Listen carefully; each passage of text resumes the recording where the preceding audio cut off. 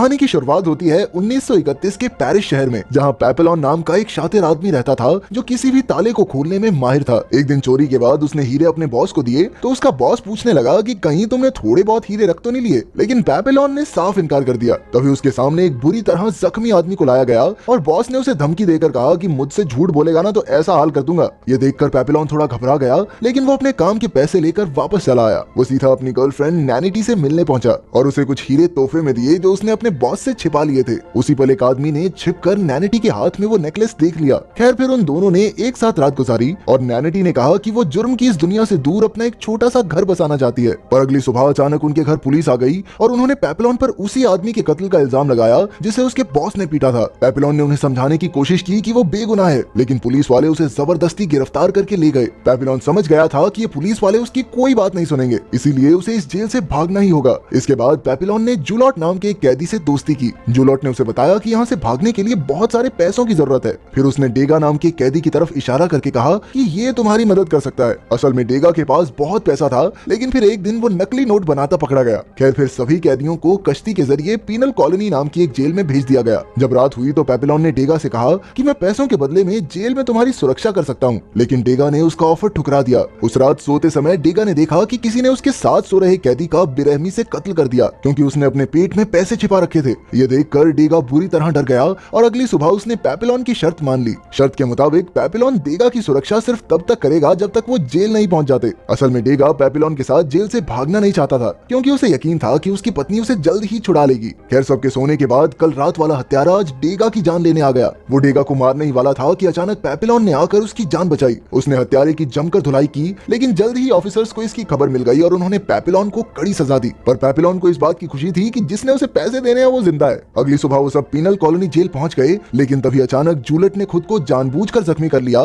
ताकि उसे क्लिनिक में भर्ती कर दिया जाए। असल में वो क्लिनिक से भागने की फिराक में था, क्योंकि वहाँ सबसे कम पहरा होता है। फिर पेपेलॉन और बाकी कैदियों को इस नई जेल में लाया गया, जहाँ कई खूंखार अपराधियों को रखा गया था। वहाँ का वार्डन भी बेहद खतरनाक था और उसने सभी नए कैदियों को बताया कि यहाँ से भागना नामुमकिन है, तो कोशिश बिल्कुल मत करना, क्योंकि यही तुम्हारी सेहत के लिए बेस्ट रहेगा। अगर किसी ने भागने की कोशिश की तो उसे 2 साल काला पानी की सजा होगी। अगर दूसरी बार भागते हुए पकड़े गए तो 3 साल की सजा और, लेकिन जो तीसरी कोशिश करता पकड़ा गया उन्हें डेविल्स आइलैंड नाम की एक जेल में भेज दिया जाएगा, जहां रहकर हर इंसान पागल हो जाता है। और तो और अगर किसी ने कोई कत्ल किया तो सबके सामने उसका सर धड़ से अलग कर दिया जाएगा। इसके बाद सभी कैदियों को पत्थर उठाने का काम मिला। कुछ दिन बाद पेपेलॉन की मुलाकात एक कश्ती वाले से हुई। पेपेलॉन ने उसे कश्ती के बदले ढेर सारा पैसा देने का वादा किया और वो मान भी गया। उसने पेपेलॉन को अगली रात किनारे पर मिलने को कहा। तभी अचानक एक खूंखार कैदी को इस प्लान की भनक लग गई और उसने पैसों के लिए डेगा पर हमला कर दिया। पर इस बार भी पेपेलॉन ने उस कैदी को धूल चटाकर डेगा की जान बचाई। ये सब देखकर डेगा को एहसास हो गया कि पेपेलॉन के बिना तो वो यहाँ एक दिन भी जिंदा नहीं बच पाएगा। अब उसके पास कोई और चारा नहीं था, इसीलिए उसने भी पेपेलॉन के साथ भागने का फैसला किया।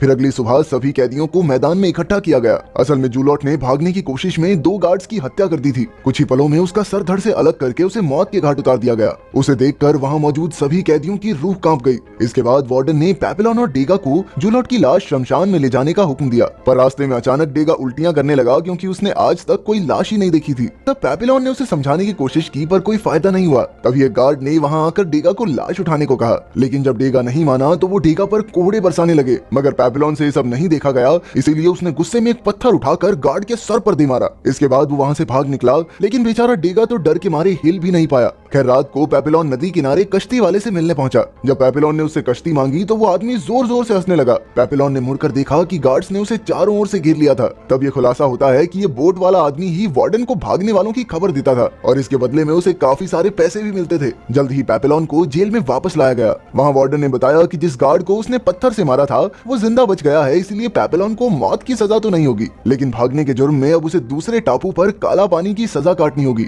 जब पेपेलॉन वहाँ पहुंचा तो वहाँ का माहौल देखकर उसकी रूह कांप गई। पिछली जेल में कम से कम कैदी इधर उधर घूमकर एक दूसरे से बातें तो कर सकते थे, लेकिन यहाँ उसे एक छोटे से कमरे में बंद रहना होगा, वो भी बिना कोई आवाज किए। यहाँ तक कि इस जेल में तो खुद से बात करना भी एक गुनाह था। इसके अलावा उसे खाने के नाम पर सिर्फ एक बेकार सा सूप मिलता था। लेकिन एक दिन अचानक खाने में उसे एक नारियल मिला। उसके अंदर एक कागज का टुकड़ा भी था जिस पर लिखा था कि अब से उसे रोज नारियल मिलेंगे। पेपेलॉन समझ गया कि ये जरूर डेगा की तरफ से हैं। इसी तरह कुछ हफ्ते बीत गए, लेकिन जल्द ही वार्डन को इसकी भनक लग गई और उसने गुस्से में उस गार्ड को मार डाला जो पेपेलॉन को खाना देने जाता था। इसके बाद उसने पेपिलॉन से पूछा कि इसके पीछे किसका हाथ है, लेकिन पेपिलॉन ने कोई जवाब नहीं दिया। तब वार्डन ने गुस्से में कहा कि अब से उसे आधा कटोरा सूप ही मिलेगा। इसी तरह 1 महीना बीत गया और अब खाने की कमी की वजह से पेपिलॉन सूख कर कांटा हो गया था। एक दिन वार्डन अचानक उसके लिए स्वादिष्ट खाना लेकर आया और उसे नारियल भेजने वाले का नाम पूछा, लेकिन इस बार भी पेपिलॉन ने मुंह नहीं खोला। तब गुस्से में आकर वार्डन ने उसे बाकी की सजा अंधेरे में काटने का हुक्म दिया। अब पेपिलॉन की हालत बद से बदतर हो गई थी। ना उसे ढंग का खाना मिलता, ना किसी से बात कर सकता,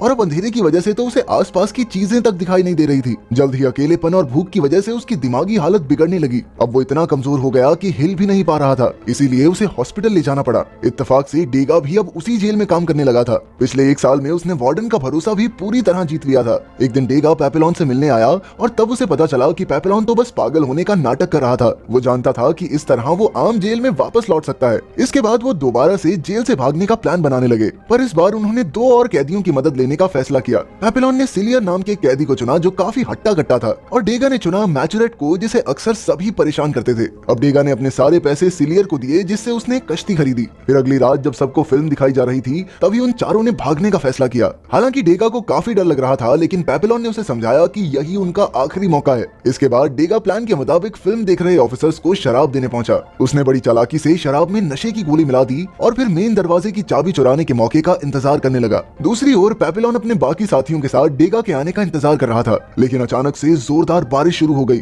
तभी लाइट चली गई और सिलियर ने कहा कि उन्हें अभी भाग जाना चाहिए, लेकिन पेपिलॉन अपने दोस्त डेगा के बिना कहीं जाने को तैयार नहीं था। खुशकिस्मती से डेगा उसी पल चाबियां लेकर आ गया और फिर अंधेरे का फायदा उठाकर उन चारों ने दरवाजा खोला और तुरंत जेल से भाग निकले।